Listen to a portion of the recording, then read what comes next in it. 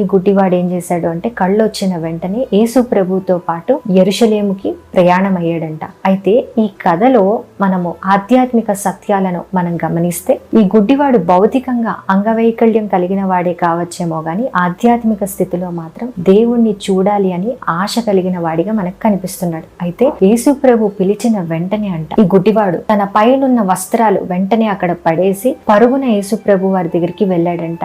అంటే తను ఏ స్థితిలో ఉన్నాడో అదే స్థితిలో, అంటే పాపపు జీవితాన్ని విడిచిపెట్టేసి దేవుని దగ్గరికి పరుగున వెళ్ళటం మనం గమనిస్తున్నాం. అయితే వెళ్ళిన వెంటనే మరలా భిక్షం ఎత్తుకోవాలి అన్న ఆశ తనకి లేదు, గాని తనకి చూపుని దయచేయమని ప్రభువుని అడగటం జరిగింది. మీరు ఒకటి గమనించండి, ఇంతవరకు భిక్షం ఎత్తుకుంటున్నాడు, తనకి అంతకన్నా సుఖమైన జీవితం ఇంకోటి లేదు, అంటే ఈజీ మనీ అన్నది తనకి దొరుకుతుంది, కానీ తనకి అలాంటి బ్రతుకు మరలా వద్దు అని చూపు కావాలి అని అడిగాడు. అంటే భిక్షం ఎత్తుకునే జీవితం నాకు వద్దు, కానీ నాకు దేవుని యొక్క ఆధ్యాత్మిక కళ్ళు కావాలి, అంటే ఉన్న స్థితి నుంచి ఉన్నత స్థితిలోకి నేను ఎదగాలి అన్న స్థితిలో తను దేవుడితో మాట్లాడటం అనేది మనం చూస్తున్నాం ఇక్కడ. ఈ రోజుల్లో యెరికో పట్టణంలో చాలా మంది ఇలానే కూర్చుంటున్నారు. యెరికో అంటే శాపగ్రస్తమైన పట్టణముగా దేవుడు మాట్లాడటం మనం చూస్తాం బైబిల్ గ్రంథంలో. ఇదే యెరికో పట్టణంలో యెరికో మార్గంలో భిక్షగాడిగా గుడ్డివాడిగా తను కూర్చున్నాడు. అంటే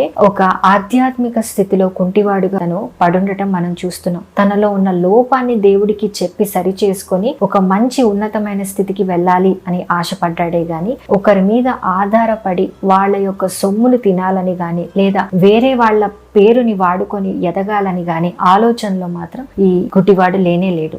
అందుకని దేవుడు తనతో పాటు తనని యెరూషలేము పట్టణానికి తీసుకెళ్లటం మనం గమనిస్తున్నాం. యెరికో వాసులుగా మనం ఉండటం కన్నా యెరూషలేము పట్టణానికి ప్రయాణమయ్యే గొప్ప ఆధ్యాత్మిక వీరులుగా మనం ఉండాలి అని ప్రభువు కోరుకుంటున్నారు. ఎప్పుడు కూడా అంగవైకల్యము నీ ఆధ్యాత్మిక స్థితికి కలగకూడదు అని దేవుడు కోరుకుంటున్నాడు. దేవుడు నిన్ను నీ కుటుంబాన్ని దీవించునుగాక.